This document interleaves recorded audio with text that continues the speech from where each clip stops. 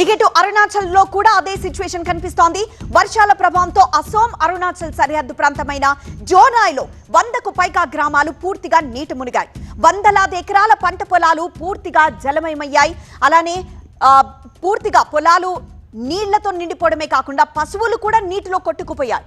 కేంద్ర హోంమంత్రి అమిత్ షా అసోం సీఎం హిమంత బిశ్వ శర్మతో ఫోన్లో మాట్లాడి అక్కడి సిచ్యువేషన్ ను అడిగి తెలుసుకున్నారు. పూర్తి సహాయ సహకారాలు అందిస్తామని హామీ ఇచ్చారు.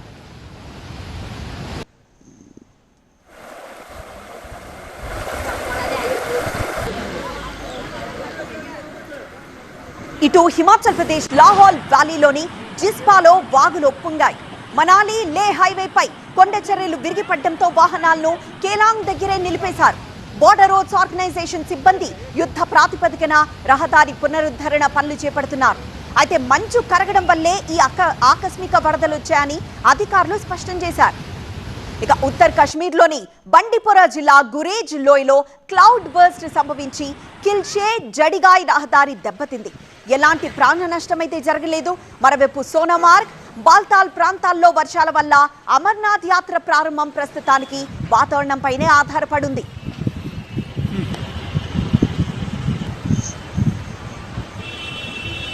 ఇక చివరిగా ఉత్తరాఖండ్ రుద్రప్రయాగ్ దగ్గర అలకనంద నది ప్రమాదకర స్థాయిని దాటి ప్రవహిస్తోంది. నది ఒడ్డునున్న ఘాట్లన్నీ మునిగిపోయాయి.